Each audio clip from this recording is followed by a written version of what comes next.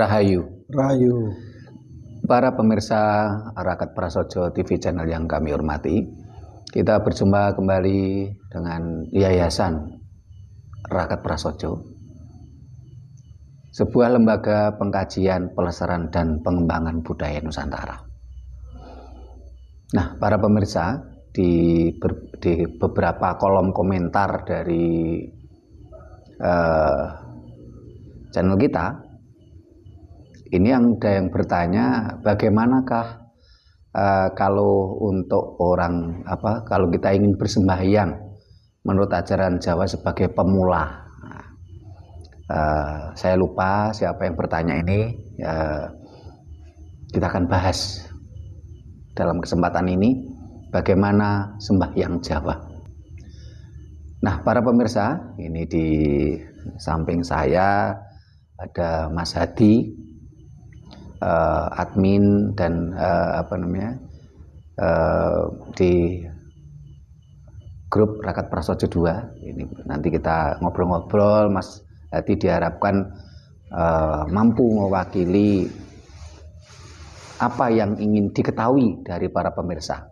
Tetapi kalau sekiranya karena keterbatasan kita, keterbatasan Mas Hadi, terus apa yang ditanyakan Mas Hadi ini kok pemirsa ada yang belum terwakili, ya silakan nanti para pemirsa bertanya sendiri langsung di kolom komentar, dan akan kita bahas pada kesempatan lainnya. Seperti saat ini kita membahas pertanyaan dari beberapa pemirsa yang di kolom komentar, bagaimana kalau kita sebagai pemula ingin bersembahyang atau ingin sembahyang dalam ajaran Jawa. Nah, Rahayu Mas Hadi. Rahayu Romo. Nah, ini apa yang ada di benak Mas Hadi ini terkait dengan sembahyang Jawa ini, Mas Hadi? Nah, ini yang ingin saya tanyakan, gimana caranya orang Jawa itu bersembahyang? Yeah. Apakah dengan cara menghadap ke barat atau ke selatan atau kemana? Itu dulu. Oh, yeah. Terima kasih Mas Hadi. Nah, para pemirsa yang saya hormati, di berbagai kesempatan kita, di video-video kita yang lainnya, termasuk video kita yang terakhir, yaitu tentang bagaimanakah Tuhan semesta, kita sampaikan bahwasanya di dalam ajaran Jawa itu tidak ada ajaran untuk menyembah Tuhan. Tidak ada ajaran di dalam ajaran Jawa itu Tuhan untuk minta disembah. Tidak ada di dalam ajaran Jawa kalau Tuhan itu kalau tidak disembah marah-marah dan harus dituruti perintahnya. Itu di dalam ajaran Jawa tidak ada ajaran seperti itu, karena Tuhan tidak pernah memberi perintah apa-apa. Kalau ada orang yang mengaku-ngaku menyampaikan perintah Tuhan, ini kalau di dalam ajaran Jawa jelas itu bohong gitu loh. Karena kalau ada orang yang mengaku menyampaikan ini loh perintah Tuhan, ini loh ajaran Tuhan, ini perlu kita pertanyakan. Yang kita pertanyakan itu bagaimana Tuhan memberi perintah pada dia? Adakah saksinya? Adakah buktinya? Kok dia ngaku-ngaku mendapatkan perintah Tuhan? Dia mengaku-ngaku ini perintah Tuhan. Tuhan memberi perintah begini-begini. Nah, ini yang jelas itu ya perlu kita pertanyakan. Apakah Tuhan itu dalam memberi perintah itu yang bagaimana? Apakah istilahnya mau memperlihatkan wujudnya? Bagaimana Tuhan itu memberikan perintah gitu? Kok ada yang mengaku-ngaku, oh ini saya menyampaikan perintah Tuhan. Nah, ini yang perlu dipertanyakan gitu. Di dalam ajaran Jawa tidak ada seperti itu. Karena kalau kita mau jujur, Ya, Tuhan itu merupakan imajinasi manusia. Banyak manusia-manusia di belahan dunia lain ini berimajinasi tentang sosok Tuhan. Tuhan digambarkan seperti manusia tapi maha. Kalau karena manusia itu punya rasa welas asih, kasih sayang, akhirnya Tuhan itu maha pengasih, maha penyayang. Karena manusia itu punya karakter kadang-kadang marah, ya, akhirnya Tuhan itu maha pemarah. Karena manusia itu memiliki karakter dendam, ya, kalau benci seseorang, ya, akhirnya Tuhan digambarkan maha pendendam. Kalau tidak menurut perintah, ya, yang jelas yang punya perintah itu kan manusia. Sebagai orang tua memberi perintah pada anaknya, seorang atasan atau raja memberi perintah pada anak buahnya, ini kan manusia. Akhirnya Tuhan imajinasinya tadi di belahan dunia lain ini digambarkan Tuhan itu memiliki perintah yang harus dipatuhi. Kalau nggak dipatuhi, sang atasan tadi marah-marah, digambarkan Tuhan marah-marah. Ini gambaran Tuhan menurut manusia di belahan dunia lain. Yang jelas itu kan imajinasi si manusia-manusia tadi. Nah, berhubung di dalam ajaran Jawa itu tidak mengenal Tuhan, jadi para pemirsa nanti bisa nyimak kembali video kita yang berjudul Bagaimanakah Tuhan Semesta. Ajaran Jawa tidak mengenal Tuhan, karena Tuhan ini merupakan bentuk jamak dari kata tuan. Tuan itu apa? Majikan, atasan. Lawannya tuan adalah bawahan atau budak atau hamba. Di dalam budaya Jawa tidak mengenal itu, tidak mengenal tuan sama bawahan, tidak mengenal tuan sama majikan sama bawahan, tidak mengenal tuan sama hamba atau budak, tidak mengenal itu di dalam konsep Jawa. Sehingga di dalam konsep Jawa tidak ada, tidak mengenal Tuhan, tidak mengenal Tuhan. Tetapi kenapa di dalam video-video kita kok kita sampaikan konsep ketuhanan menurut budaya Jawa? Ya. Ini beberapa video kita ada video seperti itu. Kenapa kita memakai judul itu? Karena kita memakai istilah umum. Istilah umum itu ada istilah Tuhan. Sehingga akhirnya di dalam Pancasila pun ketuhanan yang Maha Esa, dari kata Tuhan, kata dasarnya itu istilah umum. Sebenarnya Jawa tidak mengenal itu, tetapi orang Jawa mengenal bukan mengenal ya, di dalam ajaran Jawa meyakini. Jadi bukan mengenal. Kalau yang namanya mengenal kan saya mengenal Mas Hadi gitu lah. Berarti kan saya ketemu Mas Hadi, saya kenalan dengan Mas Hadi. Tapi orang Jawa bukan mengenal Tuhan, tetapi meyakini adanya Sang Maha Pencipta. Sehingga di dalam ajaran Jawa ada istilah apa? Kang Akarya Jagat, yang membuat jagat. Kang Murbeng Rat, Kang Murbeng Dumadi. Kang Murbeng Rat berarti apa? Yang punya kuasa, yang membuat. Rat itu jagat, bahasa Jawa kuno. Dumadi itu yang tercipta, yang kuasa tercipta, tentang penciptaan, ya. Kang Murbeng Dumadi, Dumadi itu tercipta.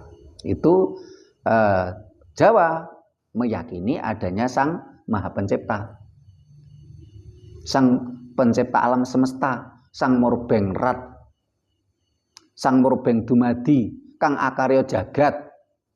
Meyakini, bukan mengenal istilahnya. Kalau mengenal kan otomatis pernah ketemu. Ya. Ini kan istilah mengenal. Jawa tidak mengenal Tuhan, tetapi meyakini adanya Sang Maha Pencipta, Sang Akarya Jagat.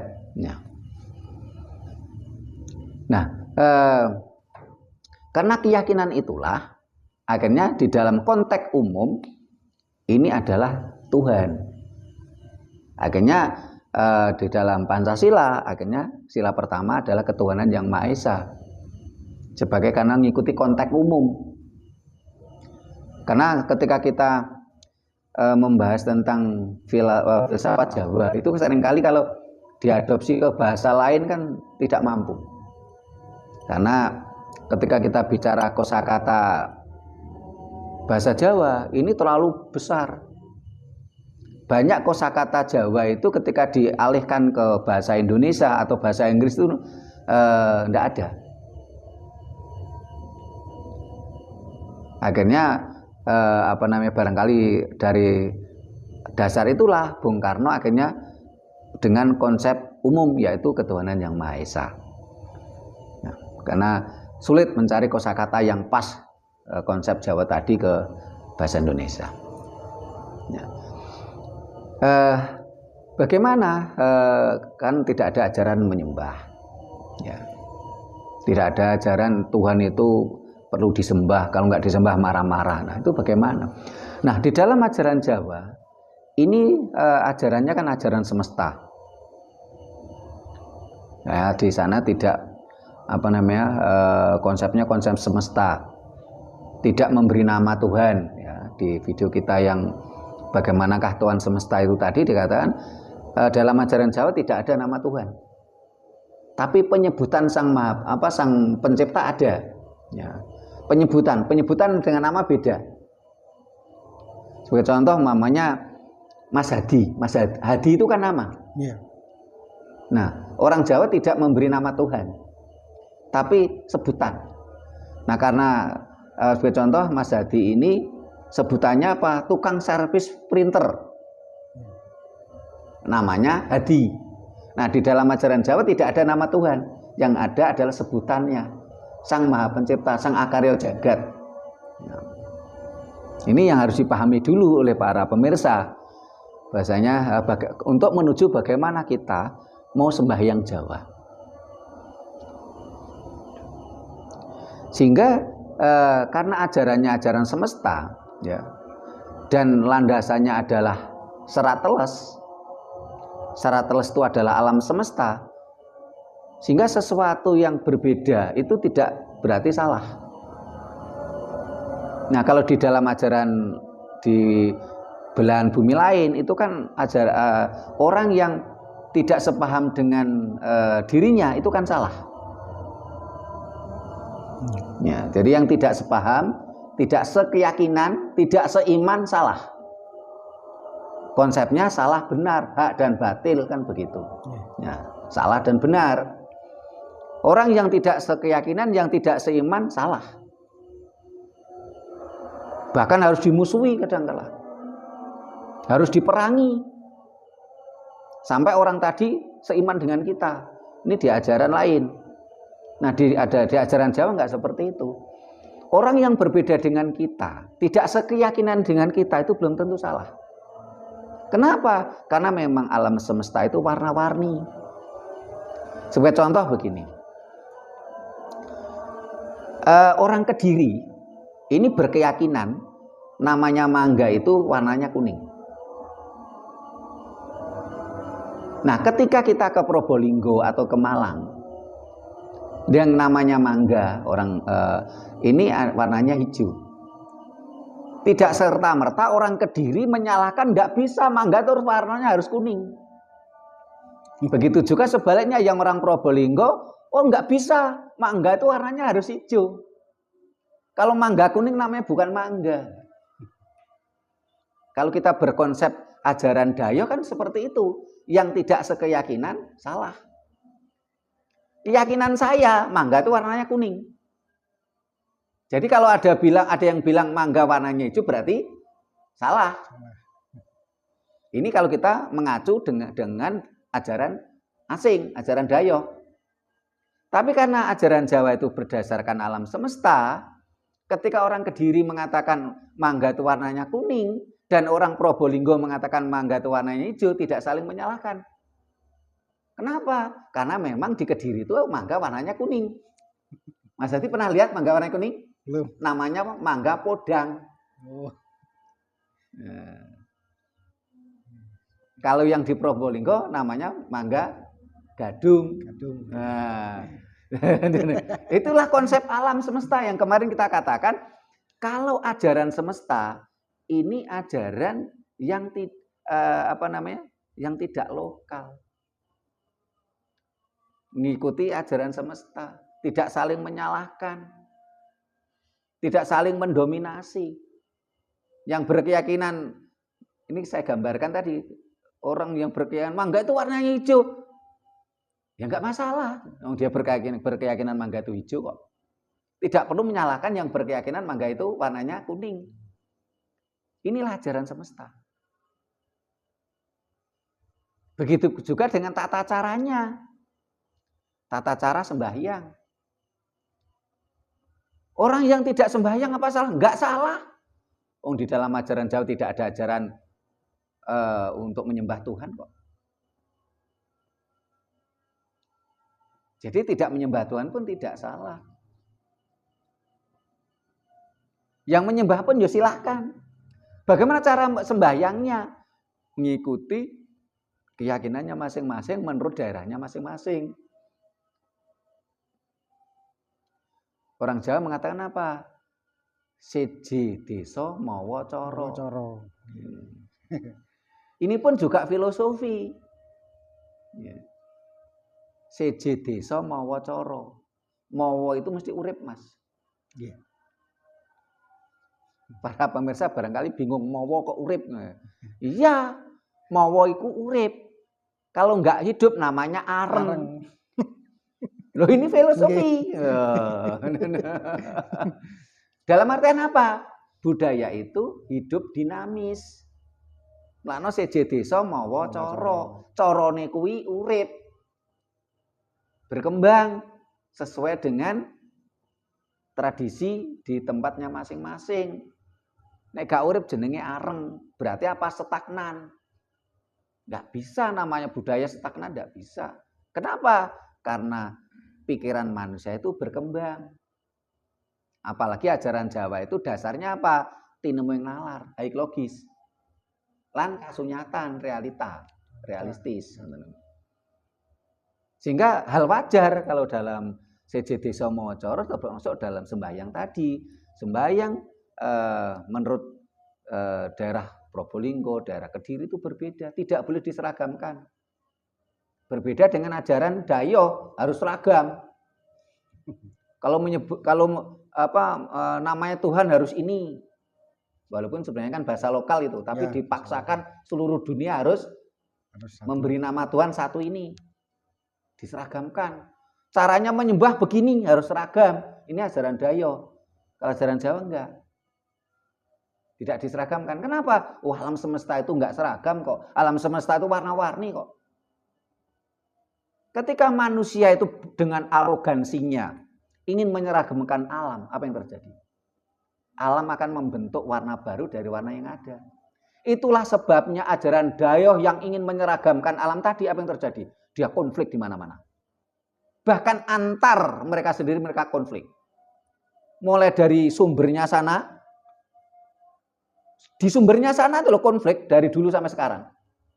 Nggak ada kedamaian. Bahkan mulai dari yang menyampaikan sumber pertama tadi pun juga konflik.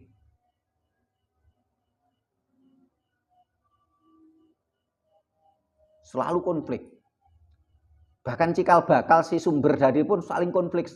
Semuanya mati terbunuh. Kenapa? Ini hukum alam. Alam itu warna-warni, jangan diseragamkan. Siapapun yang ingin menyeragamkan alam, alam akan membentuk warna baru dari warna yang ada. Sehingga ketika ajaran satu ini ingin menyeragam, nama Tuhan ini, cara sembahyangnya begini, diseragamkan. Akhirnya apa? Muncul warna baru dari warna yang ada. Dan terjadi konflik. Karena yang tidak sepemahaman, tidak sekeyakinan, salah. Jawa tidak seperti itu. Yang tidak sembahyang pun tidak salah. Sembahyang itu kata Jawa loh ya. Sehingga di sini saya tidak menyinggung agama lain. Kita konteks kita adalah lembaga pengkajian, pelestarian dan pengembangan budaya Nusantara. Sembahyang itu adalah bahasa Jawa. Saya tidak menyinggung ajaran atau agama lain. Perkara agama lain itu seperti apa silahkan. Kita juga tidak dalam rangka menjelek-jelekan agama lain. Kalaupun toh sekali waktu saya mengatakan ajaran di seberang sana, itu saya tidak sebut merek, tidak sebut nama. Dan itu untuk studi banding. Supaya apa? Kita semua termasuk para pemirsa itu memahami. Ini loh, kita perlu studi banding. Ajaran Jawa seperti ini, ajaran Dayak seperti itu, kan gitu loh Mas Adi ya. Nah, sembahyang tadi itu dari bahasa Jawa. Pertanyaannya barangkali begini loh, di dalam ajaran Jawa kan tidak ada ajaran menyembah Tuhan. Tidak ada ajaran Tuhan kalau tidak disembah marah-marah. Tapi kok ada sembahyang? Di Jawa kok mengenal sembahyang? Barangkali pertanyaan seperti itu.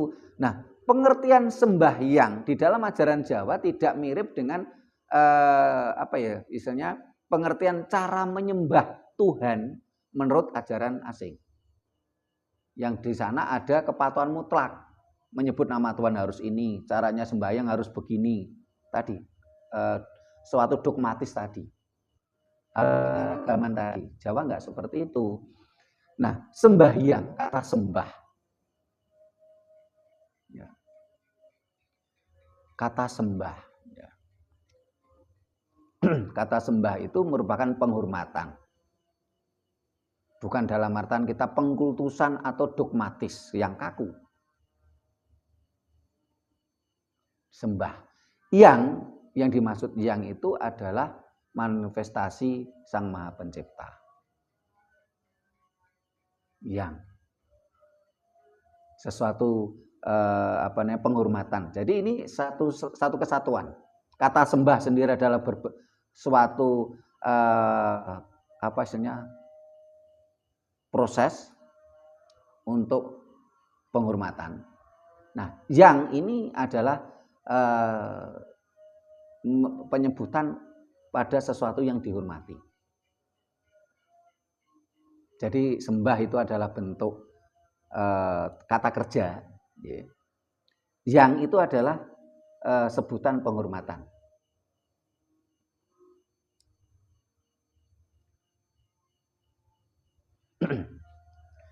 Jadi sembahyang. Jadi bagaimana sembahyang Jawa? Nah, sebelum saya lanjutkan ada pertanyaan Mas Jadi. Belum ya. Di dalam ajaran Jawa ya, ini yang perlu saya ulang-ulang terus ya, bahwasanya di dalam ajaran Jawa tidak ada ajaran untuk menyembah Tuhan. Tidak ada ajaran Tuhan kalau nggak disembah marah-marah. Jadi jangan khawatir. Ya, kalau selama ini banyak orang-orang Jawa yang belum sembahyang Jawa, jangan khawatir. Tidak akan disalahkan gitu. Ya. Sembahyang Jawa ada beberapa tahapan. Yang pertama adalah sembah rogo. Yang kedua adalah sembah rasa. Yang ketiga adalah sembah cipta.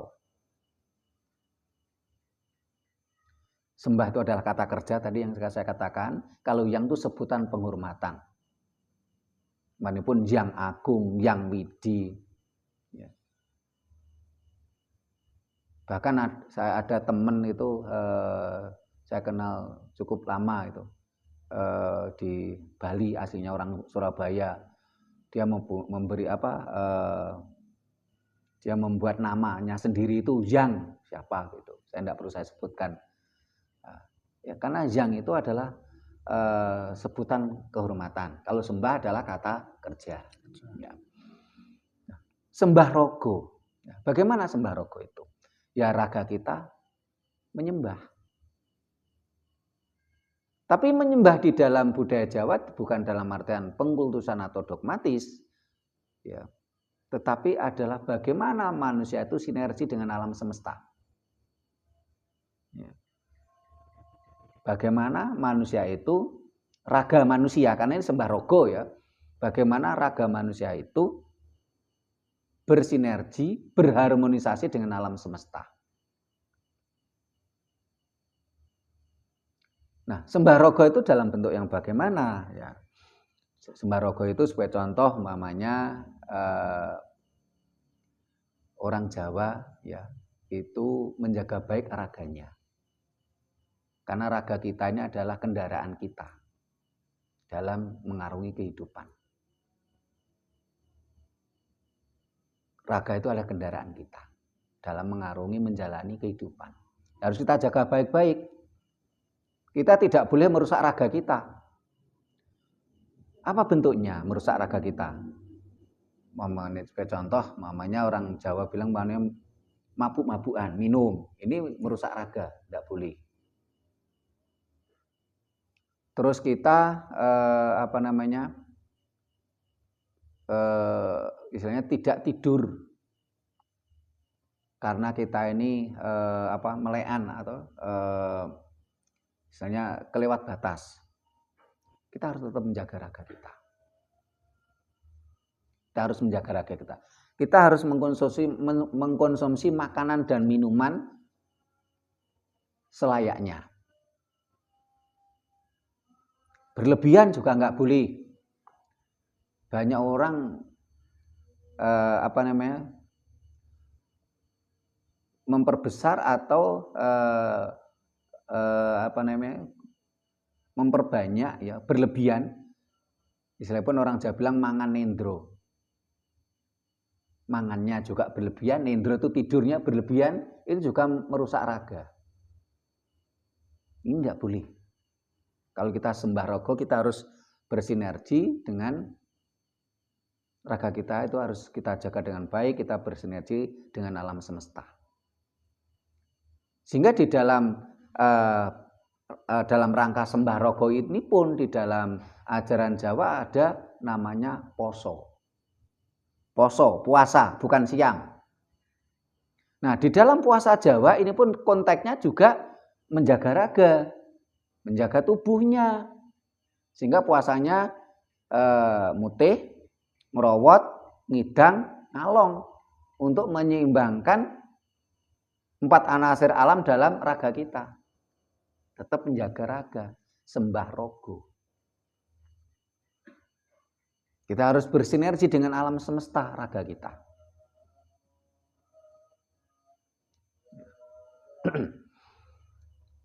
Nah, juga sinergi dengan alam semesta di dalam raga kita, karena raga kita ini kan jagat cilik, Mas. Ya, harus sembah rogo seperti itu. Nah, sehingga kalau para pemirsa kalau kemarin suka minum-minuman beralkohol yang merusak raga, ya dikurangilah. Saya tidak minta berhenti, kalau berhenti langsung nanti repot, harus pelan-pelan dikurangi. Merokok berlebihan dikurangi. Ini sembah rogo. Makan berlebihan dikurangi. Ini kan makanan kalau istilah agama misalnya, ini kan halal, Pak. Iya. Walaupun makanan yang Anda konsumsi itu halal. Tetapi kalau berlebihan ya tetap merusak raga, tidak boleh.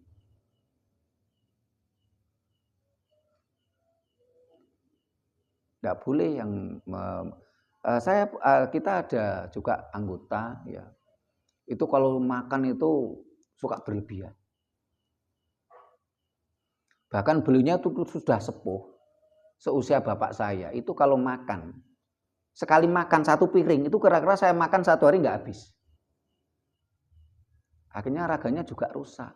Itu juga tidak boleh dalam kategori konteks sembah raga. Ini baru ke internal dulu, jagat cilik dulu. Terus setelah itu kita jagat gede keluar ke alam semesta. Kita harus banyak menanam tanaman, karena tanaman itu menghasilkan oksigen, menghasilkan air, menghasilkan hasil tanaman tadi yang kita konsumsi. Kita tidak boleh merusak tanaman, kita tidak boleh merusak pepohonan.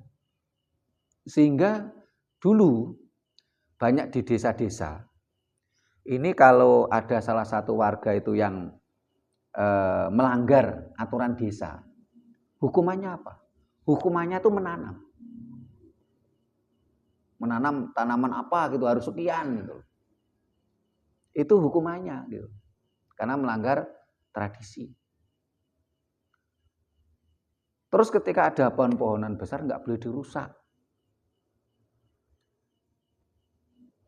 Kalau sehingga di dalam ajaran saya itu nanti kan biasanya kalau tanaman pohon besar tadi sempat kemarin dibahas ya, kita memberikan sesaji gitu ya. Sesaji itu bukan dalam artian kita menyembah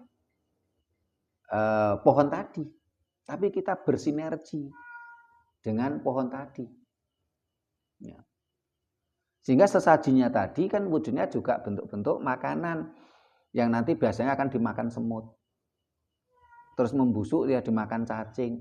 Nah, semut itu kan biasanya masuk ke tanah kan biasanya terus membuat pori-pori tanah, Thomas. Nah, ini kalau orang desa tak paham betul itu bagaimana semut itu membuat pori-pori tanah. Semut-semut tadi. Kalau orang ke kota barangkali nggak paham ya, tapi saya kira di kota juga kadang-kadang kan ada semut itu yang di pekarangan kita itu kan membuat pori-pori tanah. Tanah itu ketika ada pori-porinya kan angin masuk. Jadi bukan dalam artian kita itu menyembah pohon dengan sesaji tadi, tapi kita bersinergi dengan pohon. Kita tidak boleh merusak pohon. Ya. Walaupun ajaran Dayoh mengatakan, "Wah, ini menyembah pohon ini dosa ini." Pakai istilah sana. Terus akhirnya banyak pohon-pohon besar ditebangi, dihancurkan. "Wah, ini menyekutukan Tuhan ini." Pohonnya dihancurkan. Akhirnya apa yang terjadi? Saat ini banyak sekali daerah-daerah kita kekeringan. Karena banyak pohon-pohon besar itu yang ditumbangkan. Saya pernah beberapa waktu yang lalu itu ke daerah Lamongan.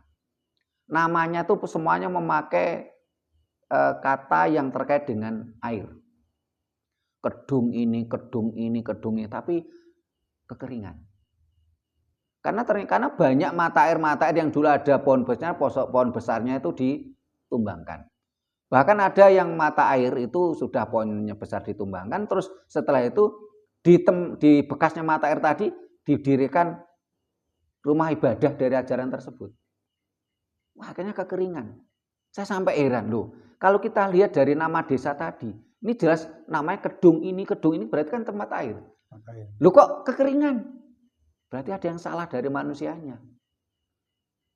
Ya saya juga heran juga kalau ajaran Dayoh itu suka memerangi pohon karena memang asalnya kan di sana tidak ada pohon. Mereka tidak terbiasa bersinergi dengan pohon.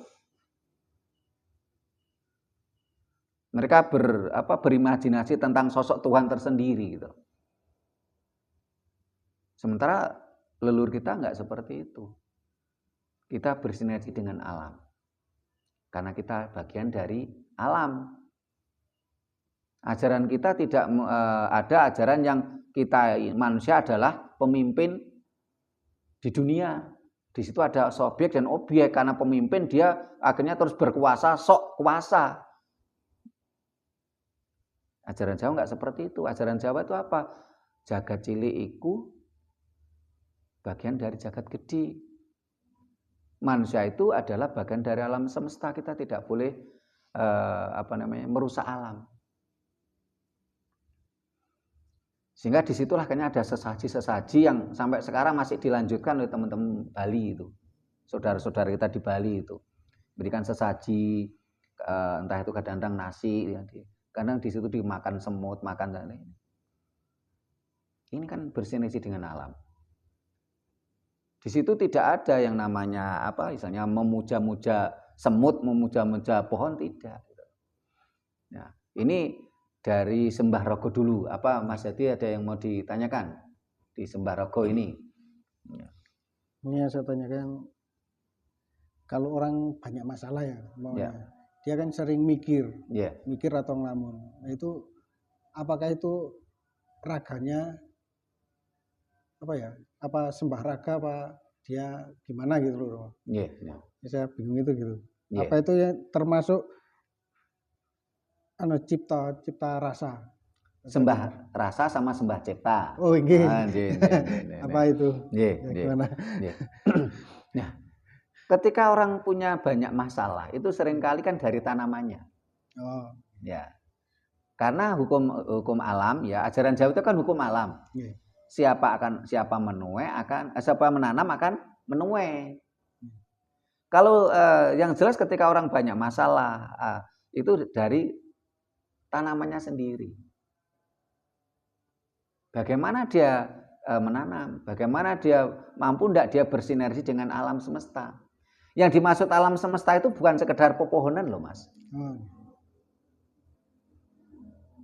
Mas Hadi, terus Mas Puji kameramen, ini juga termasuk alam semesta. Manusia itu juga bagian dari alam semesta. Sehingga sebagai contoh ya ini, kita baik-baik. Setelah itu saya menyakiti hati Mas Hadi. Otomatis kan saya sudah merusak alam semesta. Nah, mau tidak mau akhirnya Mas Hadi kan jadi dendam ke saya, contoh begitu. Nah, tidak boleh. Akhirnya timbul masalah loh. Nah, setelah timbul masalah akhirnya kan yang merusak alam semesta di sekitarnya tadi. Nah, tapi bagaimana kalau umpamanya orang lain yang merusak kita? Kan ada ya. Nah, barangkali berarti orang tadi memang ya belum Jawa sehingga dia merusak alam semesta, merusak pertemanan dia dengan kita, sebagai contoh begitu. Nah, ya biarkan dia yang menuai dari perilakunya. Kita nggak usah ikut-ikutan. Sehingga Mas Puji itu kameramen pernah menasihati saya gini, Pak, ojo kaku-kakuan Pak, sing lembah manah mawon. Oh iya Mas, saya selama ini juga lembah manah, walaupun kadang-kadang teman itu merusak pertemanan dengan kita, saya tetap datang ke rumahnya. Saya nggak merasa disakiti, saya datang ke sana. Walaupun ada juga kadang-kala orang yang merusak pertemanan tadi, dia kan kebingungan sendiri. Akhirnya saya datang ke rumahnya, dia nggak mau nemui saya gitu. itu kan urusan dia toh. Akhirnya dia yang kebingungan toh. Sehingga pernah itu teman tuh akhirnya datang ke sini, Pak sebenarnya ini kepingin balik lagi loh ke Pak Trimon, tapi dia malu. Loh kenapa harus malu? Ya malunya tadi saya udah selama ini walaupun dia merusak pertemanan toh, merusak alam semesta toh, saya tetap enjoy saja alam mana saya datang ke rumahnya. Tapi dia akhirnya nggak mau naik. Nah kita jangan melakukan seperti itu. Nah, kita lembah mana saja, Mas ya. Itu termasuk sembahraga supaya tidak menimbulkan masalah. Kalau ada orang yang seperti itu, pasti dia akan menuai dari tanamannya. Seperti yang tadi saya katakan, ada ajaran Dayoh. Saya tidak perlu sebutkan nama ajaran tadi. Mulai awal tuh sudah melakukan pemaksaan-pemaksaan, penaklukan. Bahkan dalam sejarahnya, ajaran ini tidak pernah membuat peradaban. Adanya cuma menaklukkan. Ya. Penaklukan ini kan otomatis pemaksaan.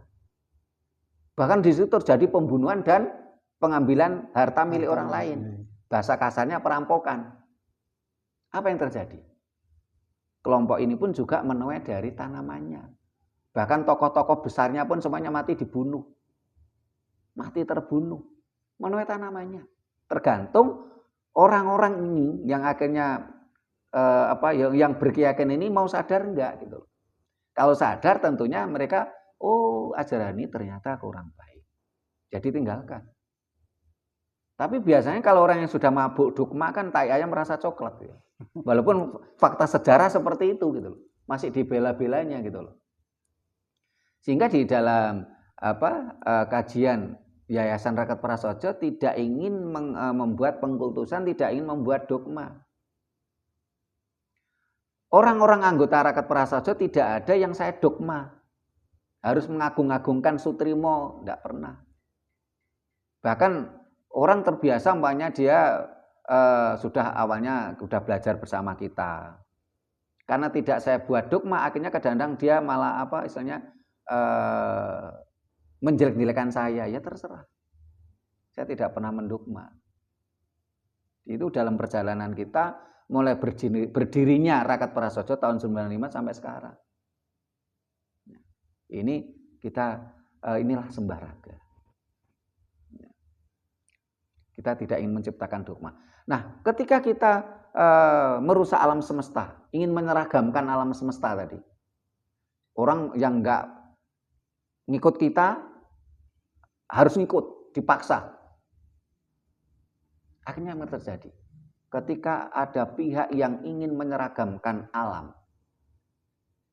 orang dipaksa, oh kalau ini harus mengakui adanya nama Tuhan ini, cara sembahyangnya begini. Ini pemaksaan. Penyeragaman alam toh. Akhirnya alam pun akan membuat warna baru dari warna yang ada. Ajaran Jawa enggak seperti itu. Kita harus bersinergi. Orang yang berbeda keyakinan dengan kita belum tentu salah. Dan kita tidak boleh merusak alam. Berarti apakah bencana alam sekarang ini karena pemaksaan itu ya? Bisa jadi. Adanya bencana-bencana alam itu karena ada pemaksaan terhadap alam oleh pihak-pihak tertentu. Akhirnya alam membuat warna baru. Bentuknya apa? Bisa jadi itu bencana alam. Tapi anehnya bagi orang yang mabuk, ini tadi lucu. Kalau yang kena bencana itu orang lain, dikatakan ini hukuman Tuhan. Ajab. Nah, tapi kalau yang sekeyakinan dikatakan katanya ini kasih Tuhan memberi ujian pada kita. Padahal intinya adalah alam bereaksi karena mereka membuat penyeragaman alam. Ini yang tidak boleh ya. Jelas Mas ya. Jadi ini jadi dengan sembah rogo ini pun sudah adalah ajaran Jawa itu kita nggak boleh menyakiti orang. Sebagai contoh kalau saya nyubit Mas Hadi ini kan merusak semesta toh. Mencubit atau menyakiti atau saya menipu Mas Hadi ini kan merusak semesta. Ini sembah rogo. Ada yang ditanyakan untuk konsep sembah rogo? Udah ya. Setelah itu sembah roso. Ya, sembah roso. Roso ini bukan dalam artian rasa sekedar rasa manis, asin, kecut, pahit, tidak sekedar itu. Sembah roso adalah roso rasaning menungso, kamanungsa. Ini adalah nilai tertinggi. Bahkan kalau menurut saya di atas agama, agama itu yang menciptakan juga manusia. Sembah roso. Sehingga konsepnya apa? Rasa kamanungsan. Kita seudara. Tidak ada ceritanya, oh saya dengan Mas Hadi ini beda keyakinan, terus saudaranya beda terbelah. Kan tidak mungkin. Kan? Nah. Kalau kita merasa seudara, saudara, se itu kan artinya satu. Loh. Satu. Ya. Sak karung, sak mobil. Ya. Nah. Berarti apa? Sak udara berarti kan sak mobil kan satu mobil, semobil. Sak udara berarti satu udara, seudara. Roso kamanungsan, sembah roso. Ini selaras dengan sembah rogo tadi. Kalau kita sembah rogo saja tidak memahami dan tidak kita jalankan sembah roso pun kita tidak akan mampu menjalankan. Tapi kadang sembah roso ini berat. Ya. Beratnya gini, kadang kita seperti kalau di orang kalau digarai orang gitu ya. Kalau kita ada roso gimana gitu kan ya nggak enak. Jadi kalau menurut saya sembah roso ini berat. Ya. Nah, sehingga tadi saya katakan kalau sembah raga saja kita belum mampu untuk sembah rasa akan semakin sulit. Ya. Sembah raga tadi kalau kita jabarkan masih banyak Mas ya. Sembah raga tadi termasuk ketika tadi ke misalnya harus selaras dengan alam. Itu kalau kita jabarkan banyak. Tapi sembah raga adalah sembah pemula untuk kita semua. Yang ingin belajar ajaran Jawa, apapun suku bangsanya. Jadi apakah Sembah Roso ini ngalah ngalih nih? Napa niku? Karena kan apa kata-kata Jawa ngalah terus ngalih. Apa itu? Gitu. Jadi ketika ada masalah, ya. Ana catur mungkur, ana bapang den simpangi, ya. Ana bapang den simpangi, ana catur mungkur. Wani ngalah luhur pekasane. Jadi ketika ada masalah ya kita ngalah dulu. Ngalah itu kan bukan berarti kalah. Sudah ngalah kok sik panggah diidek, diinjak-injak, ditindas ya kita ngalih. Ngalah, ngalih. Kalau sudah kok panggah ngamuk gitu. Ya, ngamuk di sini pun bisa juga dalam artian ngamuk secara fisik, ngamuk bisa dalam artian secara psikis.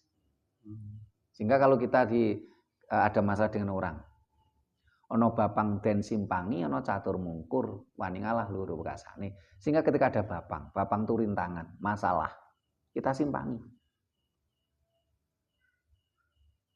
Kita, kok orang itu begini, ngomong kok kasar, ngomong kok nyekit, ngomong kok atos, ini kan ada bapang. Ya udah kita ngalah, kita simpangi. Kita mencari jalan lain. Nggak perlu nerajang itu tadi. Kita simpangi. Sudah nyimpang kita cari jalan lain kok panggah ditindes, kita ngalahkan ditindes ya. Kita ngalih. Ya udah kita sementara nggak berteman dulu lah sama orang tadi.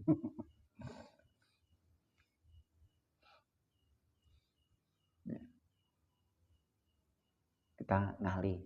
Nah, setelah ngalih sik panggah ditindas nah itu baru kita ngamuk. Ngamuk itu langkah terakhir. Ngamuk pun juga beda konsep. Ngamuke priyayi sama ngamuke kawula berbeda. Karena SME priyayi mbengok kawula. Nek kawula ini kalau SDM-nya misalnya orang-orang rendahan ini kalau ngamuk kan ya secara fisik. Itu tapi ada juga ngamuk secara psikis. Ini memang berat Mas Sembah Roso ini. Berat. Yeah. Nah, kalau di ajaran Jawa itu ada pengkultusan, ya tentunya Mas Puji nggak berani nasihati saya. Saya ketuanya Mas Puji, anggota kita. Tapi karena di Rakat Prasaja itu tidak berkonsep seperti itu, ya Mas Puji menasihati saya biasa saja. Kita sama-sama manusia. Saya juga manusia yang kadang-kala ada salah. Inilah konsep Jawa. Kita tidak boleh merasa benar. Ini sudah Sembah Roso. Nah, ini kalau kita bahas juga panjang lebar ini. Sembah Rogo, semua ini bisa nanti barangkali juga kita nunggu komentar dan pertanyaan pemirsa. Nanti kita pilahlah nanti satu konten sendiri kita bicara Sembah Rogo, satu konten bicara Sembah Roso. Satu konten kita bicara Sembah Cipto. Nah, ini kita buat secara garis besar dulu. Jadi Sembah Roso. Karena ketika bicara Sembah Roso itu akhirnya kan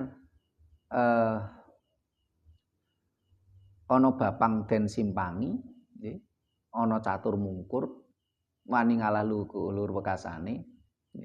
Jadi kita ngalah itu luhur pekasane. Kita ngalah bukan berarti kalah.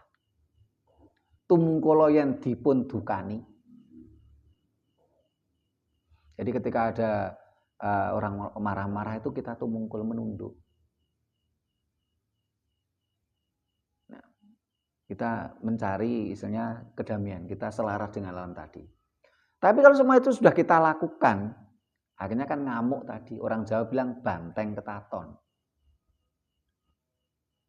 Jadi di dalam konsep alam, karena memang ajaran Jawa kan dasarnya kan alam semesta ya. Orang Jawa lebih cenderung menggambarkan dirinya itu adalah banteng. Banteng ini tidak akan mengganggu macan, tidak akan mengganggu singa, tidak akan mengganggu siapapun, walaupun banteng ini kuat. Tapi ketika banteng itu sudah ketaton, terlukai, banteng musuh macan kalah loh. Ini alam semesta, pelajaran alam. Ini konsep Jawa. Sembah rasa. Sembah rasa ini kepada sesama manusia, terus kepada hewan dan tumbuhan. Ketika seorang peternak, dia dengan rasanya, rosoni, menganggap ternak tadi diajak dengan penuh kasih sayang. Ini akan berbeda ketika seorang yang memelihara binatang tanpa rasa. Sehingga binatang akhirnya sering dipukuli, sering disiksa, ya. Sehingga di dalam ajaran Jawa itu yang namanya membunuh binatang itu juga merupakan istilahnya sesuatu yang tidak diharuskan. Sehingga saya masih ingat betul pada masa anak-anak, ya, masa kecil saya, itu yang namanya makan daging ayam itu kalau pas selamatan aja. Nggak setiap hari kita makan daging ayam. Kita tidak boleh membunuh ayam tanpa alasan. Kita tidak boleh mempermainkan binatang. Kalau saat ini kan banyak manusia yang mempermainkan binatang. Binatang itu kita kasih hidup, ya, seolah-olah kita itu maha kuasa. Kita kasih hidup dengan jangka waktu tertentu. Setelah itu kita bunuh, kita bahkan cara membunuhnya pun kadang-kala tidak pakai rasa juga, hanya mengejar kebutuhan ekonomi, hanya mengejar kebutuhan perut. Ini termasuk sembah rasa ke binatang, termasuk sembah rasa kepada tumbuhan. Kita tidak boleh semena-mena. Sehingga dengan konsep-konsep seperti ini dulu manusia yang sudah Jawa itu bersinergi dengan alam semesta juga. Ini selaras dengan sembah rogo tadi.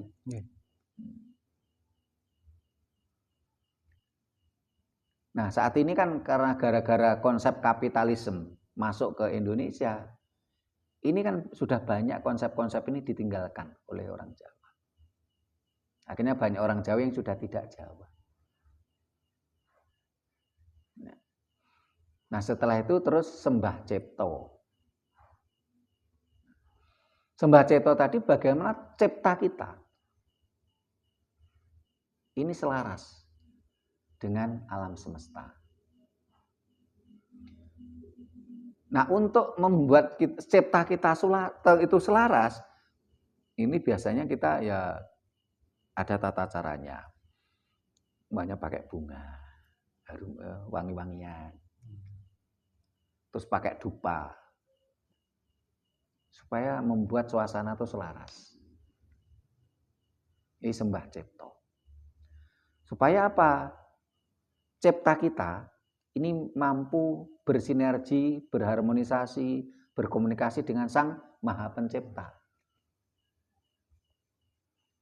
Kan kadang orang kalau ada orang bakar dupa gitu nanti, ngundang setan. Nah, oh iya benar, benar itu, ya benar. Jadi kalau orang bakar dupa itu ngundang setan, benar itu.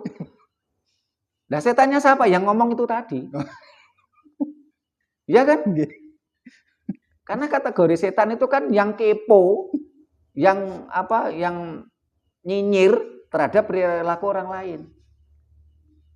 Jadi kalau bakar dupa ngundang setan, benar itu. Sepakat itu dengan kata-kata itu saya. Jadi bakar dupa itu ngundang setan. Setannya siapa? Yang nyinyiri tadi, yang kepo tadi, yang sok ikut campur dengan urusan orang tadi. Sehingga ya sekarang kalau kita bakar dupa, dupanya harum, semerbak. Kan kok kalau ada orang yang merasa terganggu kan aneh toh. Berarti dia setan toh. Nah, kecuali gini, Mas. Di sekitar rumah saya ini kan ada pengusaha rongsokan sampah itu loh, Mas. Sekali waktu itu dibakar Mas sisa-sisa rongsokan yang nggak bisa dijual. Baunya kan mengganggu.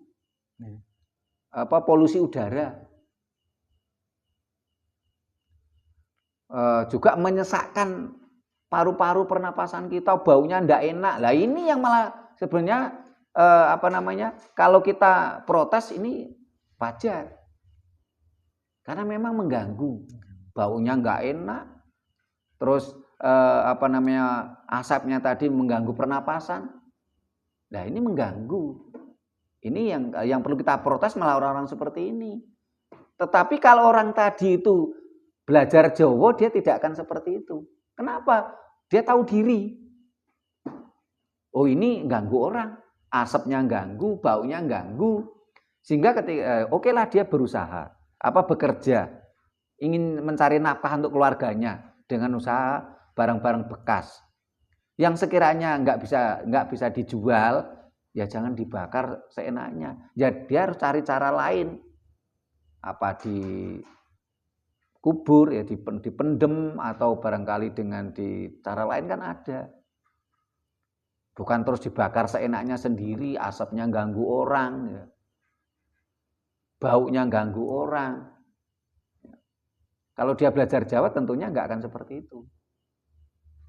Among roso tadi, sembah roso. Ya, ini ada di sekitar kita seperti itu. Ya kita karena kita ingin selaras dengan alam pun saya nggak negor dia. Yes, kita ngalah. Kan bakar sampah seenaknya. Ini ganggu orang. Tapi kalau orang yang bakar dupa, baunya harum semerbak. Apalagi dupanya dupa herbal. Asapnya tidak mengganggu pernapasan. Kok ada yang nyinyir? Ya, ini setan ini. Kalau umpamanya tadi saya nyinyir pada perilaku tetangga saya yang bakar sisa-sisa sampah yang nggak bisa dijual, itu masih bisa dimaklumi lah. Kalau orang bakar dupa yang baunya harum semerbak, ya, di pernapasan enak, nyaman, ya, dupa herbal ya, baunya harum, terus asapnya pun semerbak, bisa menjadi semok disinfektan. Kalau masih ada orang nyinyir kan berarti ya dia setannya gitu. Jadi ini sembah cipto. Bagaimana cipta manusia itu mampu berselaras, mampu berharmonisasi dengan Sang Maha Pencipta. Nah, ini sembahyang Jawa. Sembah raga, sembah rasa, sembah cipto. Sembah cipta. Nah, ada lagi yang ditanyakan Mas Hadi? Itu dulu. Tidak ada lagi yang ditanyakan. Ini kita tunggu dari pemirsa nih, barangkali nanti ada yang ingin tanya lebih detail lagi, silakan. Barangkali nanti akan kita buat konten tersendiri. Sembah raga begini, satu konten. Sembah rasa begini, satu konten. Sembah cipta begini, satu konten. Oh iya, termasuk tadi Mas Hadi tanya ini menghadapnya kemana? Apakah harus menghadap khusus, ya, ke barat atau ke timur atau ke selatan? Tidak. Karena tadi ajaran Jawa tidak mengenal Tuhan yang berbentuk sosok. Ajaran Jawa tidak meyakini sosok Tuhan tadi duduk di salah satu tempat. Jadi berbedanya di situ. Perkara ajaran lain meyakini Tuhan itu ada di sana, kalau sembahyang harus menghadap ke sana, itu biarkan saja. Kita tidak dalam rangka untuk mengkritisi ajaran tersebut gitu loh. Karena ajaran Jawa tidak mengenal Tuhan yang bersosok, yang digambarkan seperti manusia maha. Kalau nggak disembah marah-marah, enggak. Semuanya selaras dengan ajaran alam semesta. Mau menghadap kemana saja, bebas. Mau menghadap ke timur, ke barat, ke selatan. Ya. Apa karena itu, Romo? Kadang orang-orang Jawa itu mengartikan Gusti bagus ing hati. Nah, apa memang Gusti ada di dalam hati kita? Ya, gitu. Jadi kan nggak kemana-mana dan tidak di mana-mana gitu loh. Ya, apa itu? Itulah jadi karena memang ajaran Jawa tidak mengenal Tuhan yang diimajinasikan bersosok, yang duduk di suatu tempat, itu tidak gitu loh. Mau menghadap ke timur, ke barat, ke selatan, ya, ke utara silakan. Bahkan ketika kita ingin mencoba sembah cipta, kita pun tertunduk, tumungkul. Jadi makanya saat ini contoh kita menghadap ke barat Mas ya. Kalau kita sembah cipta kan kita tumungkul. Tunduk. Ya, kita istirahatkan daya nalar kita istirahatkan daya rasa kita, biarkan sukma sejati kita atau sang daya hidup kita untuk muncul, ya, berkomunikasi dengan Sang Maha Pencipta. Itu sembah cipta. Jadi kita duduk ya, duduk begini, ulo-ulo ya, tulang belakang ini harus lurus tapi tidak tegang. Ini caranya semedi atau meditasi. Karena ini dikatakan ulo-ulo, ya. Karena ulo-ulo ini sebenarnya adalah kehendak manusia, ulo-ulo, naga. Ya. Ini adalah bentuk kehendak manusia. Ketika tulang belakang manusia ini sarafnya ini sudah lumpuh, manusia nggak punya keinginan apa-apa. Sehingga saraf tulang belakang ini sebenarnya adalah sumber dari keinginan manusia yang berkolaborasi dengan otak kita. Tulang belakangnya rusak, iya, enggak punya keinginan apa-apa. Ya loh. Sehingga ketika kita semedi ya, nanti suatu saat kita bahas sendiri tentang semedi Jawa ya. Ini kita duduk begini ya. Lungguh saluku tunggal. Ya. Nutupi babahan hawa songo untuk laki-laki. Kalau perempuan nutupi babahan hawa 11. Ya, jadi kalau laki-laki itu babahan hawa songo. Babahan hawa songo. Babahan ya.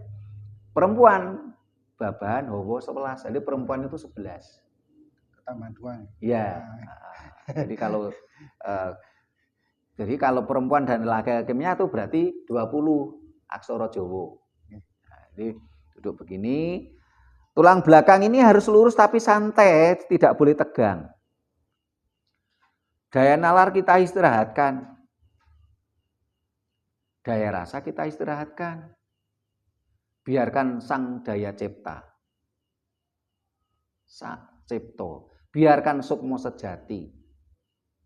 Jadi daya cipta kita ini biarkan bekerja untuk memunculkan sang daya hidup kita atau sukma sejati kita, supaya sukma sejati kita mampu berkomunikasi dengan sukma kawekas atau sang maha hidup.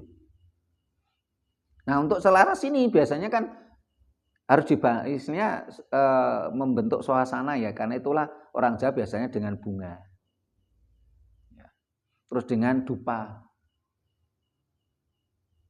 Supaya betul-betul membawa suasana yang selaras dengan alam semesta.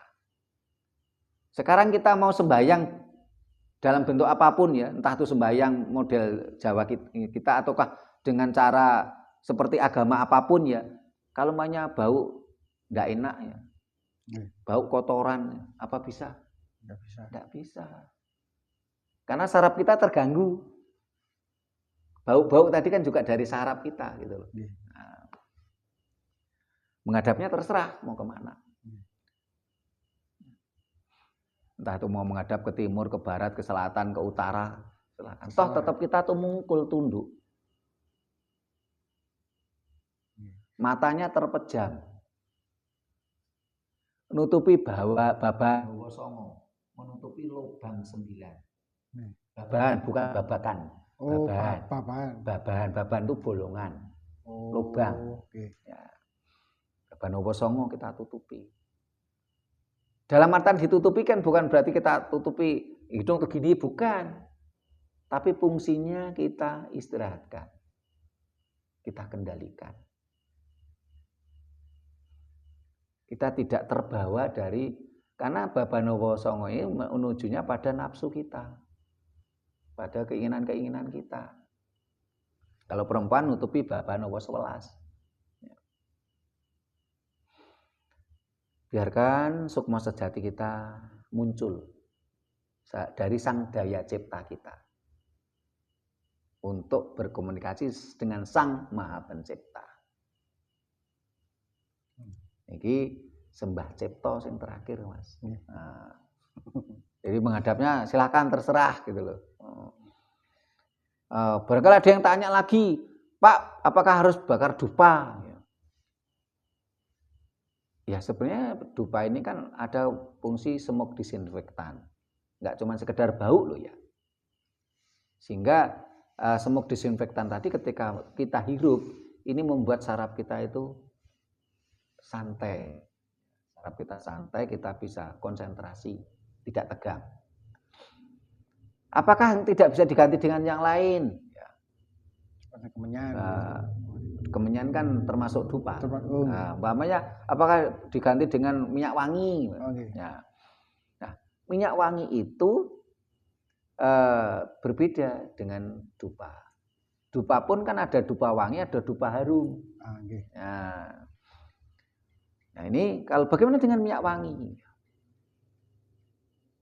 Kalau di dalam sembah cipta Jawa kan memang ya ada bunga, ada dupa, juga kadang-kadang ada minyak wanginya. Dipakai semua.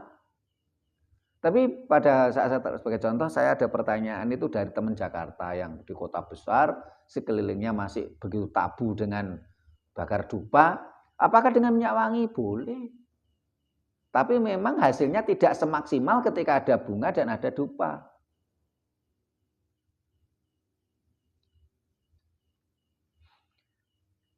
Karena minyak wangi kan hanya bau, tidak ada asap. Yeah. Yang bisa menjadi smoke disinfektan, bisa menjadi kalau minyak wangi hanya sekedar aromaterapi untuk terapi dari saraf kita. Ya. Ya. Udah Mas, ada lagi ya, yang dipertanyakan? Mungkin bunganya itu seperti bunga apa? Ya. Apa mawar? Ya, bunganya itu usahakan bunga yang harum, yang indah. Sebagai contoh bunganya itu mawar, ya, melati, kenongo, ya. Kita usahakan jangan kalau berbeda dengan karakteristik namanya bunga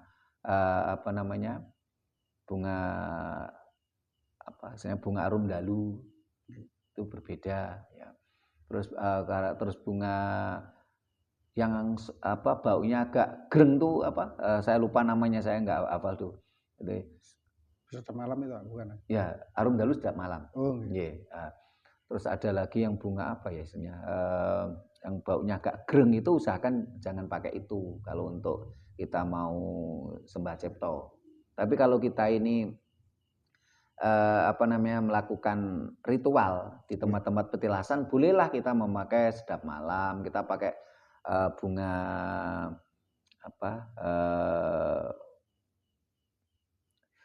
lupa saya namanya, warnanya ungu baunya agak greng gitu loh Mas ya. Yeah. Itu usahakan tidak pakai itu kalau untuk sembahyang di rumah untuk tujuan penyatuan antara sang daya hidup kita dengan sang maha hidup. Tapi kalau kita di leluhur di petilasan boleh pakai itu. Ya. Sebagai contoh juga namanya bunga tunjung biru ya, teratai, ya, itu mawar. Jadi ada lagi Mas? Itu dulu. Ya. Nah, para pemirsa yang saya hormati, demikian tadi tentang bahasan kita sembahyang Jawa. Kita tunggu komentarnya, kita tunggu pertanyaannya. Ya. Barangkali akan kita jawab, akan kita bahas di lain kesempatan, dan kita buat konten tersendiri, tidak menutup kemungkinan supaya ada perkembangan apa yang kita bahas. Ya. Sampai cukupkan di sini dulu ya. Bila mana ada kata-kata kami yang kurang berkenan, tata krama kami yang kurang memadai, kami mohon maaf. Sampai jumpa di kegiatan kita lainnya. Terima kasih. Rahayu. Rahayu.